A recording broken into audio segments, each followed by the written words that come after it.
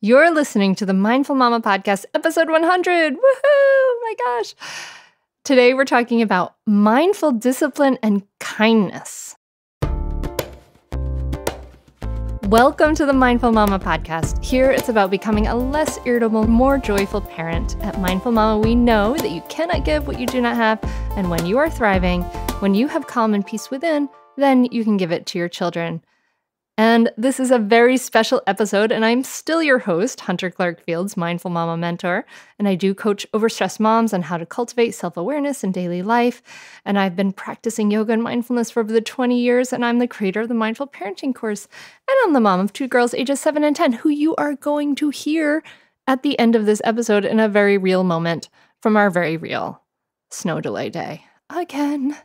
But this is the 100th episode, so this is a really special episode. If you are new, welcome. This is going to be a little bit of an unusual episode, although we have interviews, we have solo podcasts, just learning and teaching and talking, and this is a very special interview today.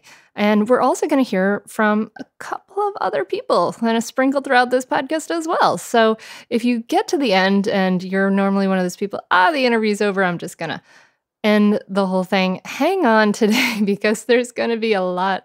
There's going to be a few funny and interesting little tidbits added into this very special episode. 100 episodes! I can't believe it.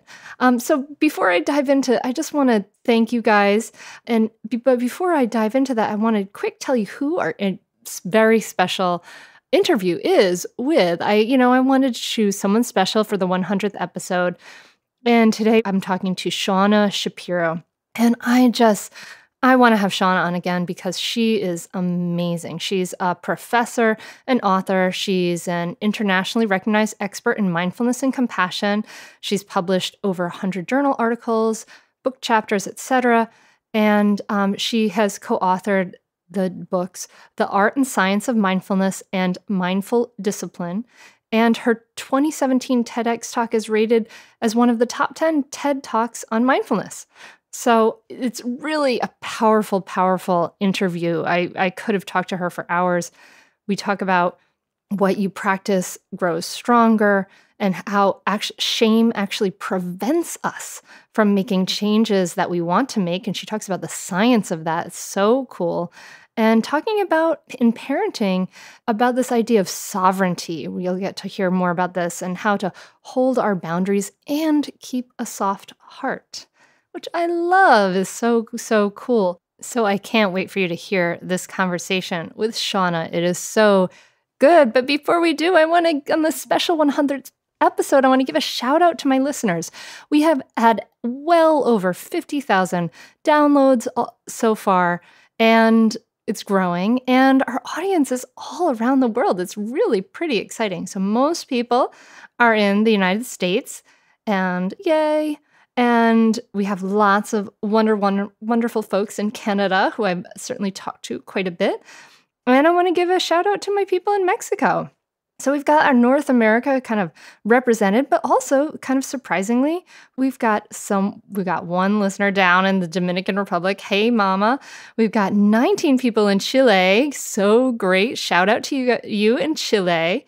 We've got some 42 Icelanders. Yay, Iceland. Rock on. Rock on. Glad to have you here. And then we've got people in Norway, Sweden, and Finland, and also in Europe and the UK. I'm so glad you guys are here. Thank you. Thank you for listening. We have got listeners in South Africa as well as Saudi Arabia. So awesome. I'm so glad that you're here. And we have a good contingent over in India too. Hey, my Indian mamas. So glad you're here too. As well as Japan. We've got a good big old group in Japan. And hey, Let's get together. I love this. I want to come to Japan. Let's do a retreat there. So cool. And then our biggest contingent outside the US, even bigger than Canada, are the mamas in Australia. Yay! Rock on to my Australian mamas. Shout out to you guys down under. It's like 2 degrees up here. It's probably, and I heard yesterday it was like 117 degrees down there. So hope you're staying cool while I'm warming up, and as well as my New Zealand mamas, who some of them I know very personally. Great shout out to you guys. So you are part of a diverse group of people all around the world listening to the Mindful Mama podcast. And so I really, really appreciate you. I love that we can connect every week. I love getting your reviews and your notes. It's awesome. Thanks so much to the Abigail Thomas Photography for your 5-star review on iTunes.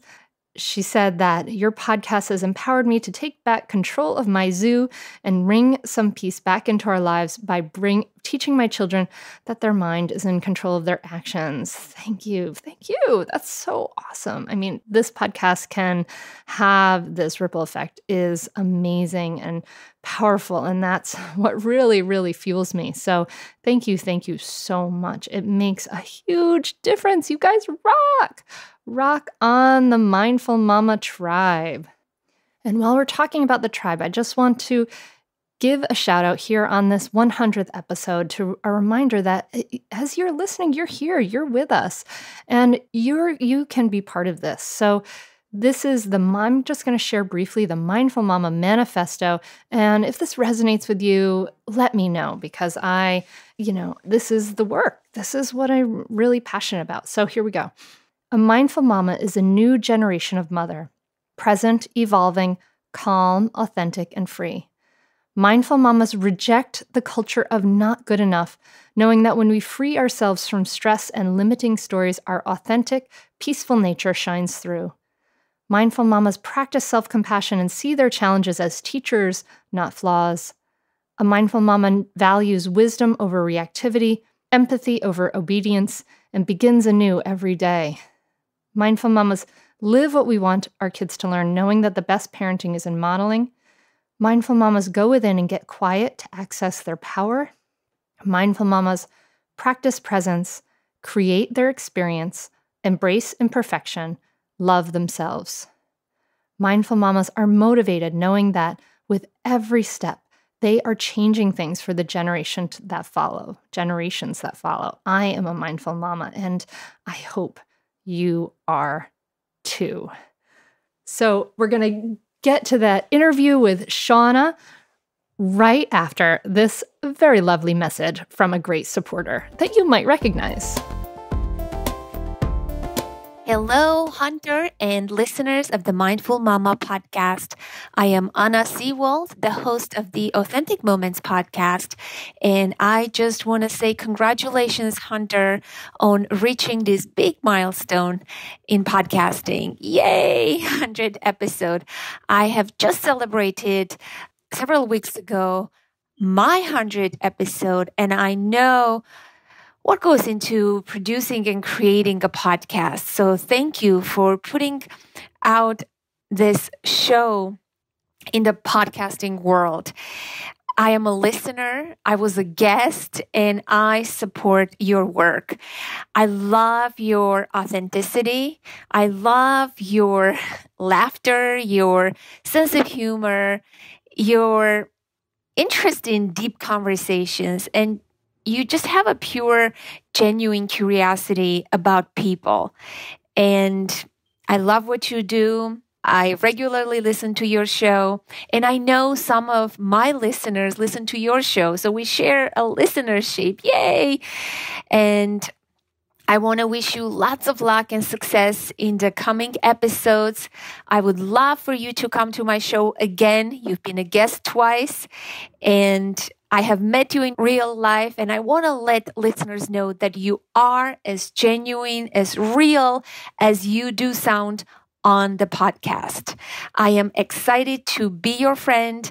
I support your work and wish you lots of good luck. Keep doing the work that you're doing. I love the show. It's much needed. It gives a lot of hope, inspiration, and practical tools to the overwhelmed moms out there. So yay for the 100th episode. Anna, thank you so much. You are amazing. And listeners, I want to let you know that Anna is going to be my special guest speaker at the spring retreat day-long retreat that I'm holding at the elegant and lovely and beautiful Winterthur Museum and Country Estate. And that will be on April 14th. And we should have the page for registration up when this podcast goes out. So go to mindfulmamamentor.com and check it out. Come meet me in person. Give me a hug. I want to talk to you and hear about your experiences and connect. This retreat is limited, so make sure you register soon. Okay, so you've waited for it. I'm so excited for you to hear Shauna Shapiro. She's amazing, and you are going to get so much out of this. So on to this discussion.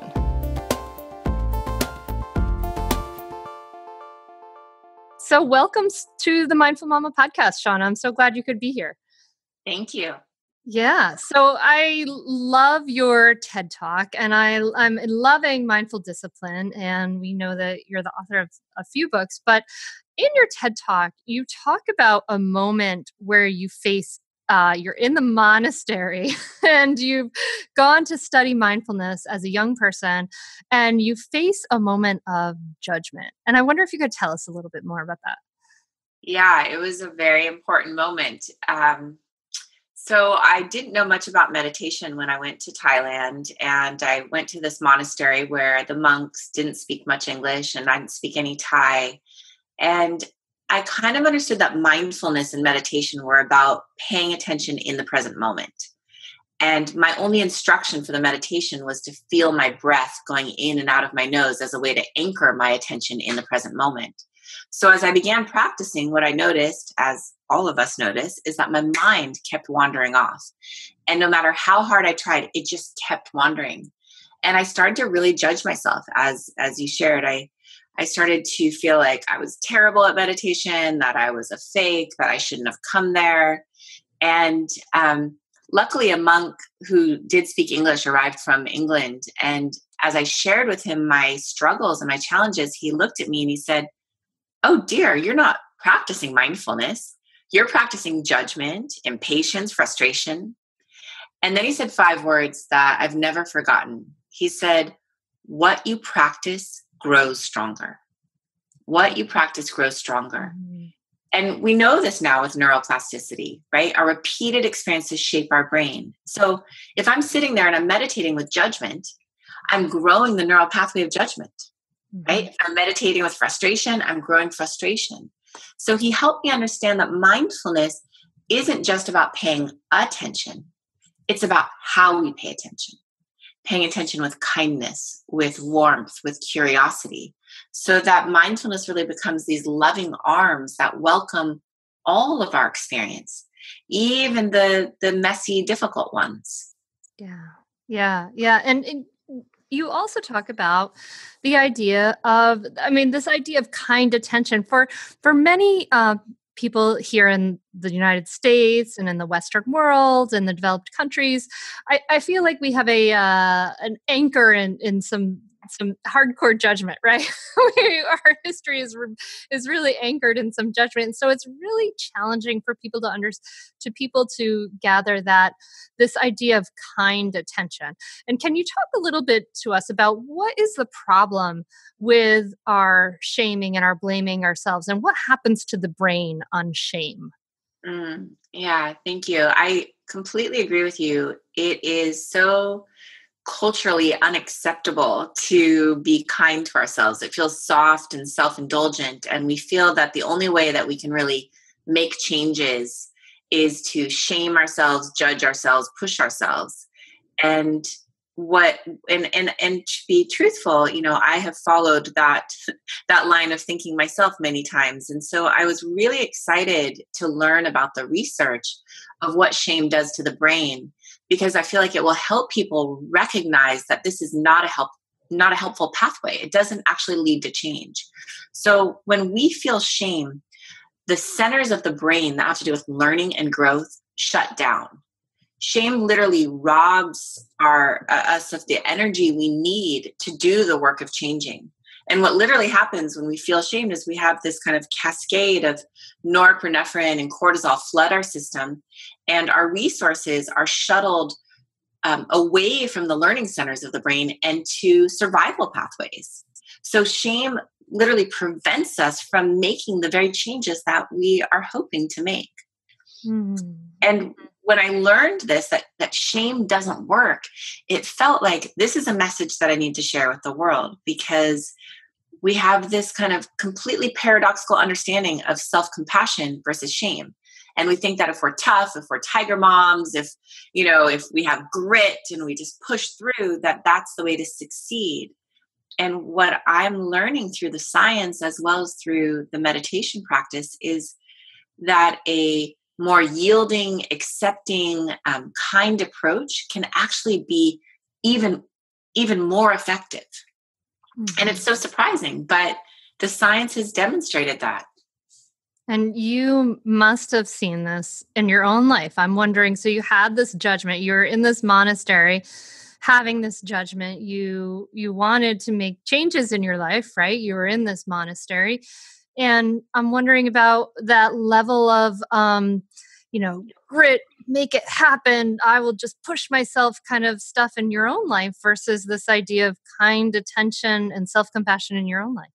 Yeah, I appreciate you asking that question. And it really, it touches my heart, because clearly this is something I struggle with in my own life. And it's why I study it. And it's why I feel like I can teach it so authentically, is because I get it.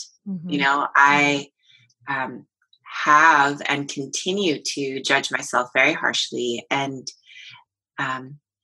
what I'm really learning is, even in those moments when I catch myself, instead of judging myself and being like, oh, Shauna, I can't believe you're doing it again, this doesn't work, to in that very moment hold myself with compassion.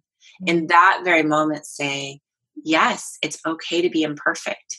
And it's okay to be imperfect and catch yourself and judge yourself and then catch yourself again and be compassionate. That it's never too late to be kind. And we can begin again in any moment. And for me, it's such a hopeful message that transformation is possible for all of us, no matter what, in any moment. And I think that for me, I felt that during the meditation practice. I felt real faith, but there's also something wonderful about having the science back it up. And so for me, it's the weaving together of these two that is the greatest support. Wow. I love that, because that's what my teacher, Thich Nhat Hanh is who I've studied and practiced with in my life. And he talks about every moment, every breath is a moment to begin anew, is a moment of new beginning. And I love that you're saying this transformation is possible for all of us, no matter what, in any moment. And science backs that up. I love that. So how does science back that up? Tell us just a little bit more about that. Yeah, so a lot of different pathways we can look at. So first, science teaches us about neuroplasticity, and it shows us that the brain is changing all the time, that it's not static and fixed. And so in any moment, we can practice what we want to grow. And this, this kind of, the reason this is so hopeful in terms of our own happiness and well-being is that in psychology, there used to be this idea that we couldn't really change, and that it was based on the idea that there's a happiness set point. And just like we have a weight set point, you're going to be a certain weight. Yeah, I've heard that.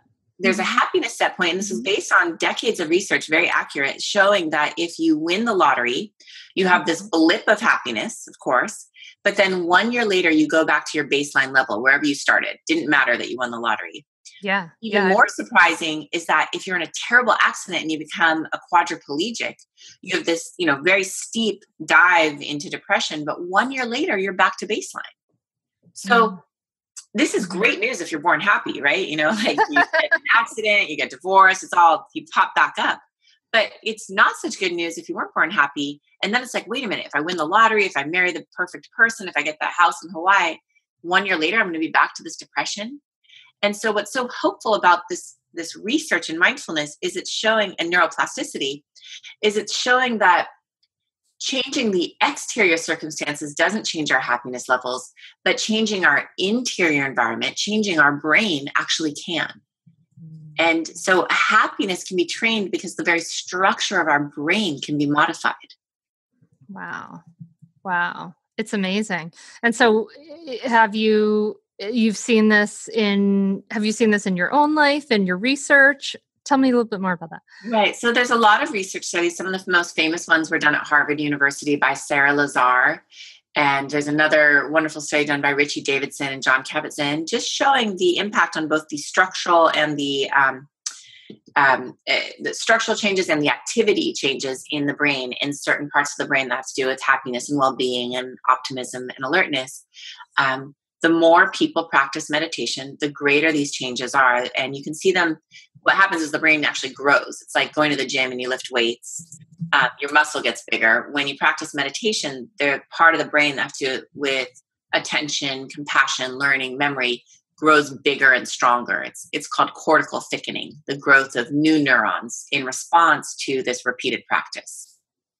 And it's about that practicing with kind attention. It's not just about being, it's not just solely about being present. It's about being present with a sense of kind attention, with that sense of being able to begin anew at any moment. You also talk about in that talk, which is amazing. You guys, I'll link to it in the show notes for sure, is a loving practice that was given to you by a meditation teacher. And I was wondering if you could share that with the listener.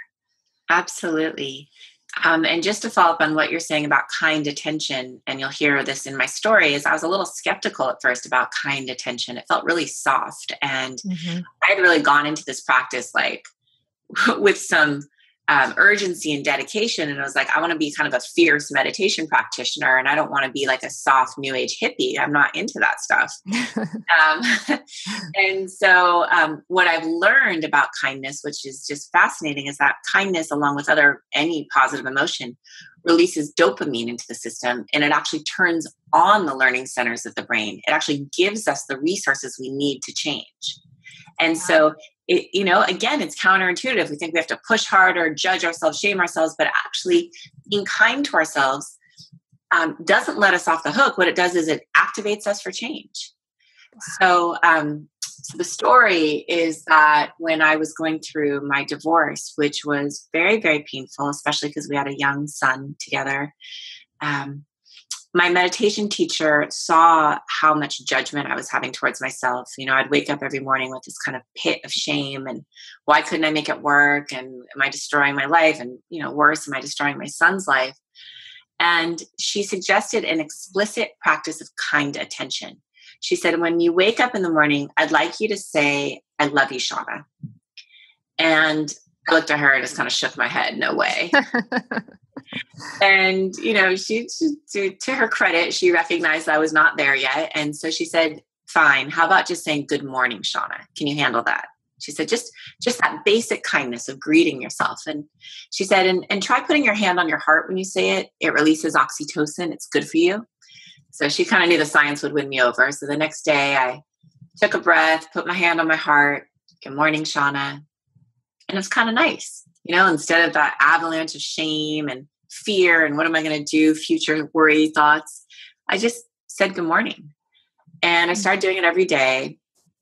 And about a month later, I saw her and I thanked her. I said, that was great. Thank you. She looked at me with this kind of twinkle in her eye and she said, all right, you've graduated. Now the advanced practice, which, as you know, is good morning. I love you, Shauna. So the next morning, woke up, hand on heart, took a breath. Good morning. I love you, Shauna. I felt nothing, a little embarrassed, but not love. But I kept practicing because, as we know, what you practice grows stronger. And a few months later, I remember it so clearly because it was my birthday and it was my first birthday without my son, without my husband. And I was alone. And I woke up in the morning and put my hand on my heart. Good morning.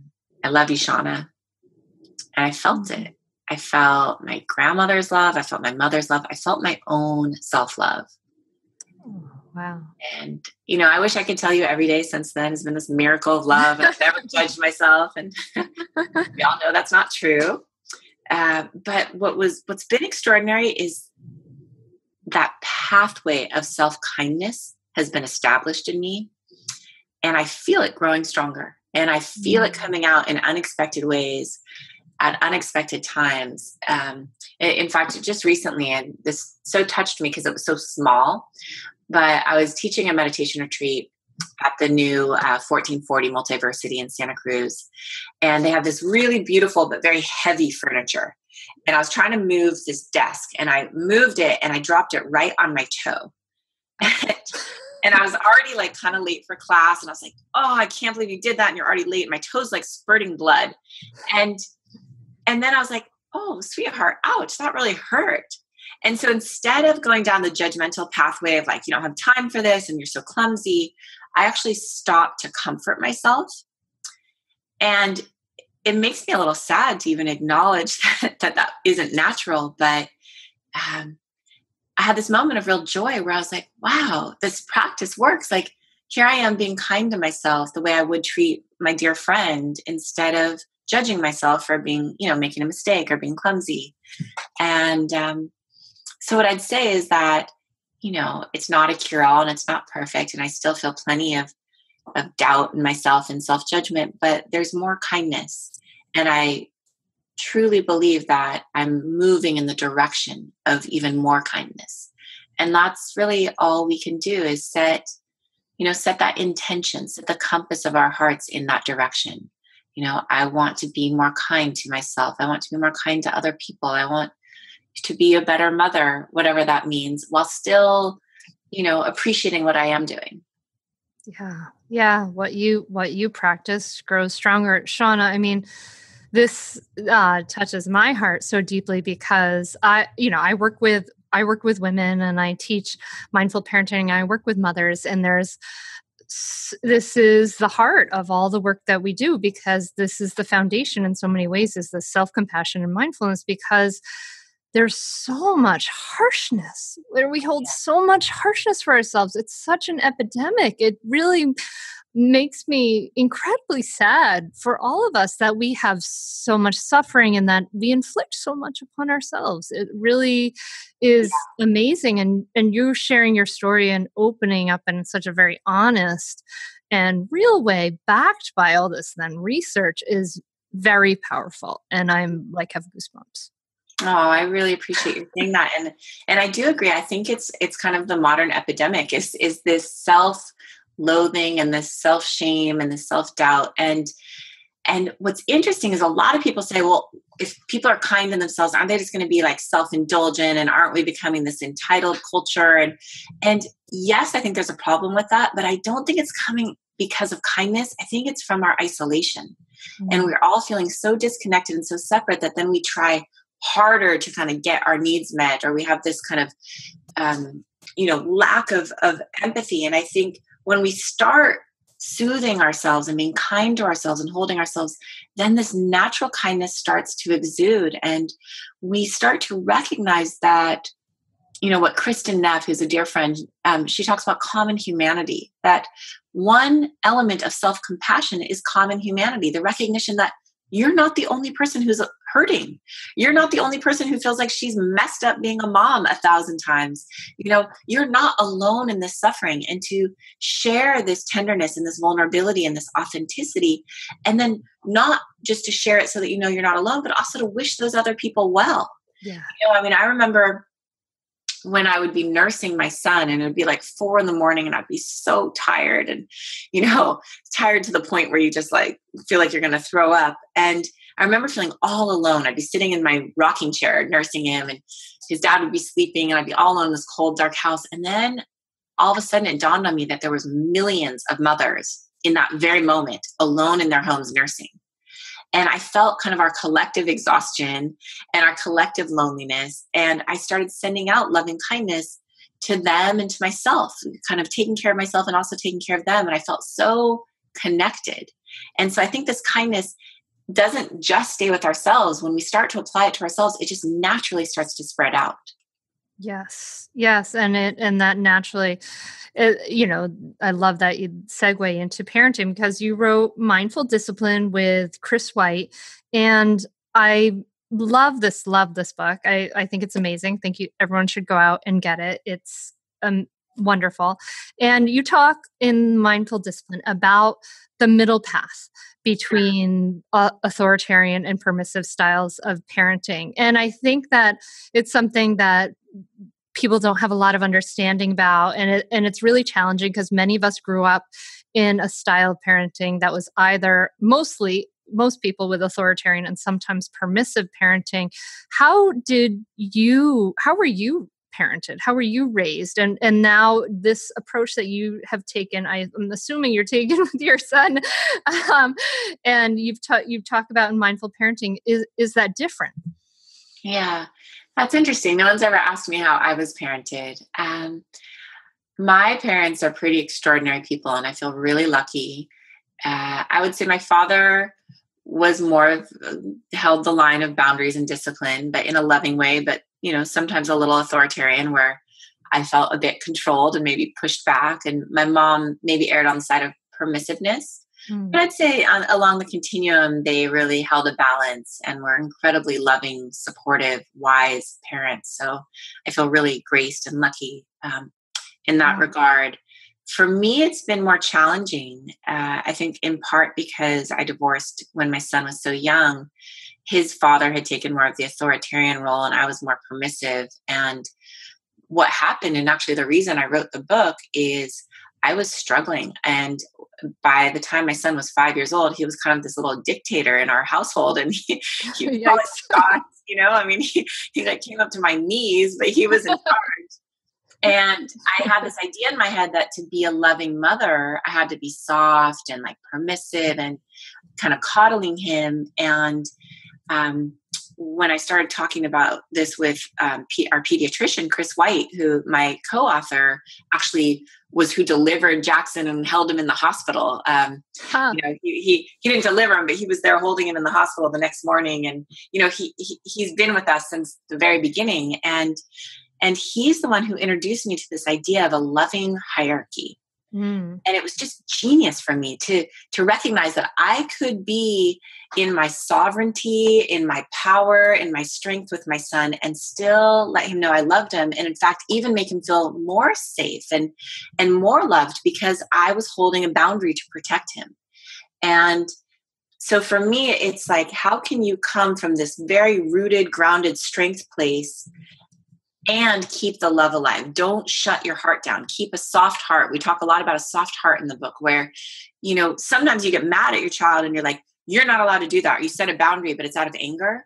Mm-hmm. That's not what we're talking about. We're talking about, I love you so much. It's time to go to bed, right? Mm-hmm. It's not, and I know the difference in me. Sometimes I'm just exhausted and I know I have a book chapter to finish and I know I have to pack his lunch. I'm like, Jackson, go to bed. And I'm not creating a boundary with him for his own well-being. It's coming out of my agitation. But if I can soothe myself, then I can tell him from a loving place, sweetheart, we're going to bed now because I love you. Mm-hmm. And he feels how true that is, and he doesn't resist. Yeah. And how you talk in the book about the responsive brain versus the reactive brain. And I think this is what we want as mindful mamas, is we want to, get to this place where we are more responsive and less reactive. So can you talk to us a little bit about that? Yes. Breathe and pause as much as you can. There's something about being a mother, especially for me, where it triggers me just beyond anything, mm-hmm. It's extraordinary. And what I'm learning is that the slower I go, the more I can stay connected to my truth and to my heart. And that when I'm in reactivity, nothing good is going to come out of it. And in fact, I've even told my son, Dr. Dan Siegel has that wonderful model of the brain using his fist. And he shows how the reptilian brain and then the fingers form over the fist to form the prefrontal cortex. And he says, when you flip your lid, the prefrontal cortex becomes dysregulated. It's no longer connected to the rest of the brain. And so you're functioning out of, basically a reptilian brain. And you no longer have this higher order reasoning. And so what I would say to my son when we'd start to have fights is like, mommy's flipped her lid. We now have 2 5-year-olds going at this. It's not going to happen. And so I would take lots of space or timeouts for myself where I said, I need to go. I'll set a timer for 5 minutes and I just need to breathe and calm down so that I can bring my best self back to you. And so instead of making him have timeouts, which I think can, be very challenging and harmful, I would express my timeouts. And the other thing that I recognized in myself is that, and again, this comes back to the kindness and the self-compassion. If I wasn't taking good care of myself, if I was stretched thin, that's where I'd break, is with my son. And so, you think, oh, it's okay if I do one more interview or one more book chapter or one more talk, and you can usually pull it off. But then what I notice is I come home and I'm not my best self for my son. So my students are getting my best self, and so I've had to really and continue to find that balance of how can I give my gifts in the world and really contribute in a way that I know is my purpose, and still, be a healthy human being and a mindful mama for my boy. Yes. And squeezing a podcast interview in before you pick him up. I love exactly. That. Yeah, exactly. And you can feel, right? You feel that tension, and I feel it closes my heart in a way that I don't want to live like that. Yeah. And I don't want to model that for other women, where it's like, yeah, I can do everything, because we can't. And we need to choose, and we need to choose gracefully. And it's a learning. It's I have a 12-year-old now, and I feel like I'm still learning every single day. Yeah. It's a process. I have a personal mantra that is, thou shalt not squeeze. That's what I work with too, as well. I love that. So I want to honor your time. I love talking to you, Shauna. I could talk to you for a while, but you talk about, and I wanted to bring this up, especially in the book, but you write, you talked about the idea of unconditional love versus conditional love. And I think that all of us think that, we love our kids unconditionally, but unfortunately we send them the message that we don't. And you communicate that really well here. You say, if we instead communicate to our little ones, I will only respond to you when you're sweet or nice, or when you settle down, are not crying, or are not angry, then they begin to distrust themselves and their inner world of motivation and emotion. This leads to a loss of basic trust in reality and the natural movements of their own feelings. Wow. So tell us a little bit more about this. Yeah. And again, it touches something in my heart hearing those words, because of course I wrote them, and yet I can't always live them. And one of the biggest learnings for me was, often when my son was quiet and playing by himself and being a sweetheart, I actually would take that time to go and do work. Because I'm like, oh, thank God I had a little bit of play. And one of the things that Chris really taught me was, when your child is in those softer places, that's a wonderful time to give them attention before they even need it, to kind of shower them with this loving attention so you fill them up. And so that doesn't directly address the unconditional love thing, which I'll touch on next. But I think that piece is really important, just as a starter piece too, so that there's these you're filling up this bank account of love, and that your attention and interactions aren't solely around trying to logistically get things done or to discipline them. Yes. In terms of unconditional love, I think, again, that's where, when I can make boundaries from a sane, healthy, grounded, loving place, he feels that I'm loving him even in those boundaries. And when he's having a meltdown, or, we recently had kind of a big issue come up that I won't share the details of, but I remember looking at him, instead of getting angry, I said, I trust your good heart. I trust you. I love you. I know that you're going to make the wise choice next time. And I'm not even going to get mad at you. There's no, the consequence is how your heart feels right now. That's the consequence. And I love you.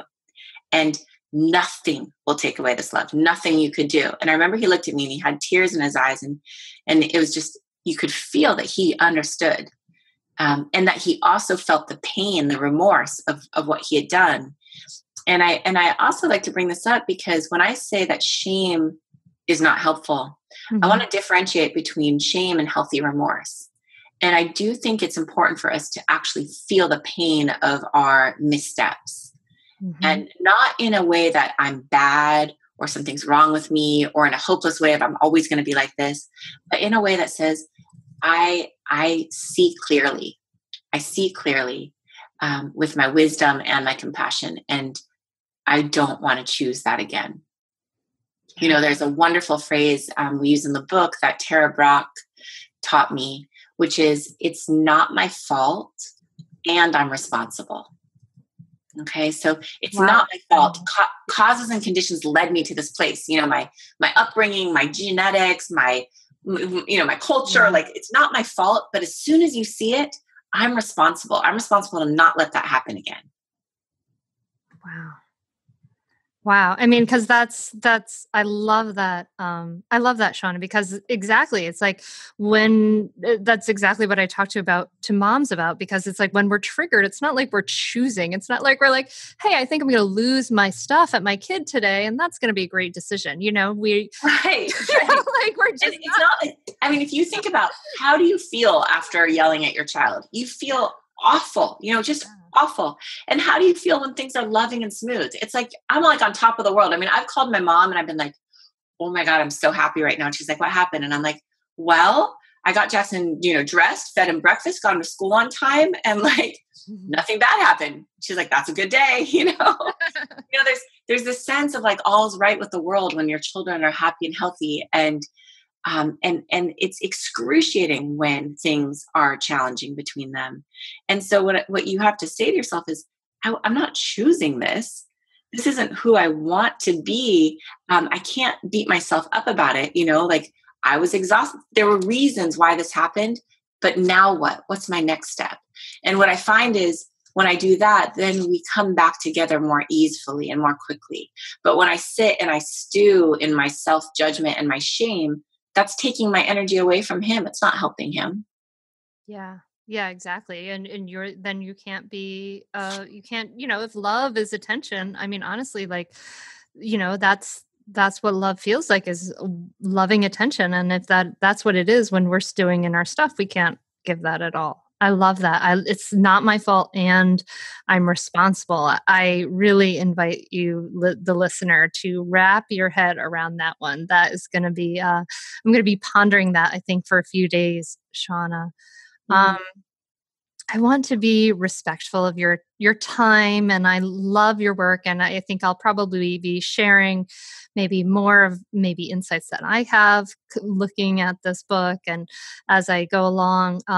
But I want, thinking about the person, the listener who is maybe at a place with their child where they're starting to go down the path of threatening and yelling, and it doesn't feel good, and they want to change. What might you say to that listener? I would say to put your hand on your heart and feel your own good intention, your own purity of heart. Feel how much you love your child, and how this consequences and punishment is coming out of your own anxiety and fear and exhaustion and overwhelm. And so the first thing to do is really just hold yourself with compassion, and to remember who you truly are and what your deepest intentions are. And to trust that from that deeper place, the wisdom of how to respond to your child when they're in pain or they're struggling will be much more effective. But it starts with first coming back to yourself and really trusting yourself. And I genuinely believe that I'm not really teaching anyone anything, that all these teachings are just reminders of what we already know. That this wisdom's already right here if we can listen. Yeah. If we can slow down enough to listen, if we can. I think what you were talking about earlier, that idea when you were saying to your son, I trust your good heart. You were saying, you were basically dropping yourself out of the fear of you're taking yourself out of that fear and going into this place of like, back to trust. Like, I trust you. I see you. I know you're good. And I think I kind of see that's what you're saying to moms and To listeners is, yourself. Exactly. yeah, Do that for yourself, that, yeah, that how we see ourselves completely impacts how we be in the world. They did that. I don't know if it's a wonderful study, but very, very important study about the Pygmalion effect, and how people see us impacts kind of what happens. And the teachers who they had the students take exams, and they faked their scores. So the teachers were told, these students are very bright and you're most brilliant students, and these students they're really problematic and have some learning disabilities. And then 1 year later, they gave the students the test again. And those students who the teacher thought were bright scored much higher than the students who the teacher thought weren't bright, even though in reality there was no difference between them. So just being with a teacher who believed in you for a year increased your scores. Now, the teacher is only with you a couple hours a day. You're with yourself 24 hours a day. So you can imagine the stories you tell about yourself, what you think about yourself, how deeply they're going to impact you over the years. yes, yes. If we go back to reminding ourselves, I love my child, right? That's what I go back to every day. I'm like, man, I'm not perfect, but I really love him. I love Jackson, and I have a little sticker on my computer that says Jackson is precious. And, and my friend was like, why do you need to remind yourself of that? And I'm like, sometimes I get caught up in my work and I need to have those physical reminders of what's true. And as soon as I see it, I'm like, of course, this is infinitely more important than whatever I'm doing right here. But we forget really easily, and we don't need to shame ourselves for forgetting. And it doesn't mean that we don't love our children. It just means we need support and remembering.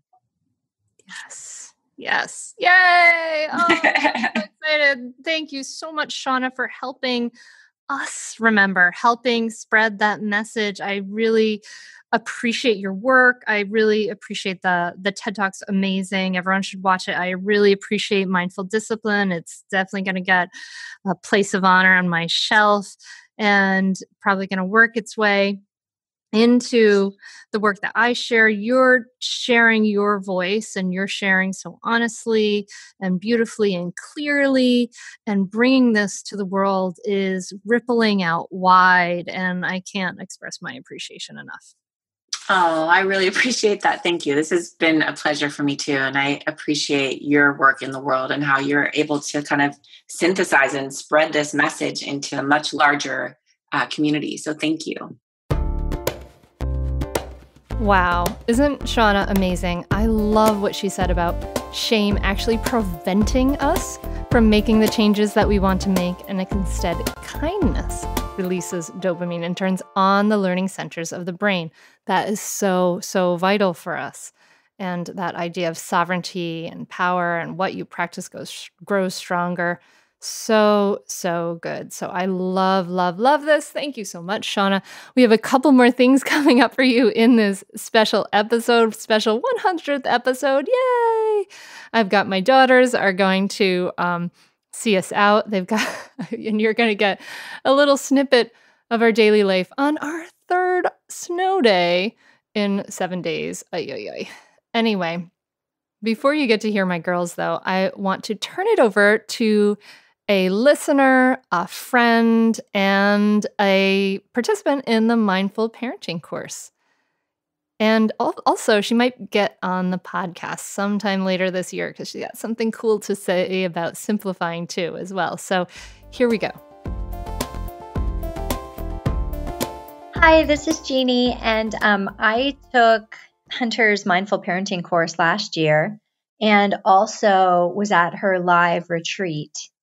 And I would say that the Mindful Parenting course has dramatically changed my relationship with my older daughter, especially because I feel like I'm much better at listening to her needs and listening in a way where she really feels heard, not just sort of listening and then putting what I want her to do after it.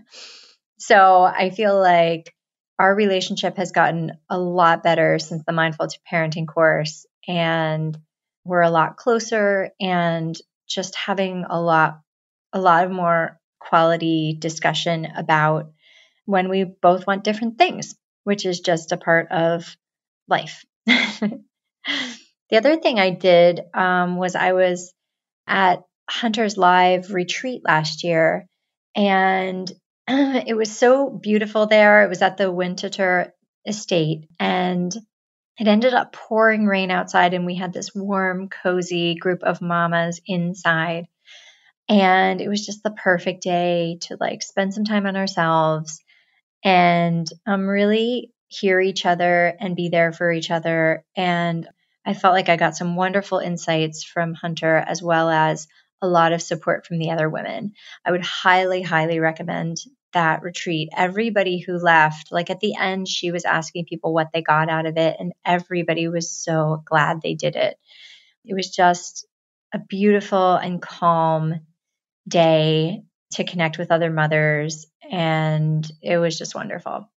So anyway, I'm really grateful for both of those experiences. I'm also grateful for the podcast, and I just want to say thank you, Hunter, for all of your work. Bye. Thank you so much, Jeannie. I really appreciate those kind words. So great. Thank you so much. If you want to, perhaps Jeannie will be there. I think she might be, and meet me. And also Anna is our special guest speaker. Come to the Mindful Mama Day-Long Retreat on April 14th. And it's in Wilmington, Delaware at the Winterthur Museum and Country Estate. It is so beautiful. Wait till you see the beautiful pictures of this place on our page for Winterthur. And you can find that at mindfulmamamentor.com. Check out events to find the page for this retreat. And it will be limited in number, so check it out and register now. And early bird pricing, I think, will be until February of 2018. So if you're listening now, go ahead and jump on that now while you're excited about it, so that you can get the early bird pricing and then we can hang out, we can chat. It would be great to connect with you in person. And these retreats can really make a big difference in people's lives. People have told me they're life-changing, wonderful. You get to really relax. We'll do deep relaxation. We'll talk about mindfulness. We'll talk about communication with your kids. It can really, when you take time out of your life, you go away, you can really immerse yourself and relax. And I want the retreat to be, it will be a really all-encompassing experience. We are giving you lunch and snacks, so you just show up and you are taken care of. This is what I want for you. So go ahead and check that out at mindfulmamamentor.com under events. And I think, coming up in the next episode, I just want to let you know that Carla, my friend Carla, will be back, and we will be talking about your resolutions and how to really make change. And it's interesting because it adds to a lot of what Shauna said here and the research she said here. So we're going to talk about that next week on the podcast. So I will see you then. And I want to thank my dear husband for the music. And I just want to send you lots of love, lots of appreciation, my friend. I'm so glad you're here with me on this parenting journey. It's so hard. I mean, it brings up so much. It digs at us in this really, really deep and lasting way. And we need to come together. Like, that's what we need to do as women.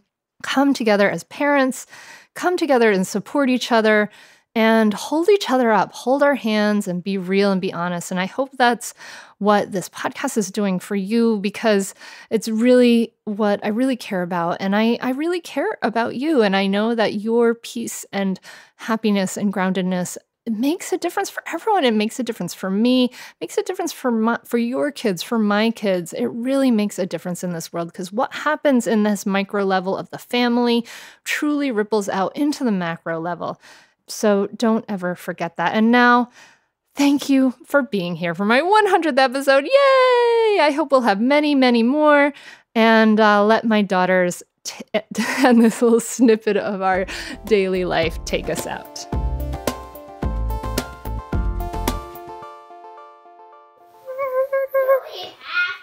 What is that? Yes, you do. I'm recording. Why? That means we don't have to unload the dirty dishes. Can you say thank you for listening to the Mindful Mama podcast for me? Why? Okay. So I can put it on the podcast? I'll do it. Thank you for listening. No, I don't like that. Come on. Think about it. Grammy's going to be listening. Thank you for listening. Thank you for Here, sorry, you say it. Thank you for listening. I am Alexa. Thank you for listening. Alexa. Okay, sorry. Do you want to say thanks for listening to the Mindful Mama podcast? Say. Ha! Go! Honey, that's going to hurt people's ears. Thank you for listening to the Mindful Mom. Thank you for listening to the Mindful. Come on, honey. Thank you for listening to the Mindful Mama podcast. I am a robot. Goodbye.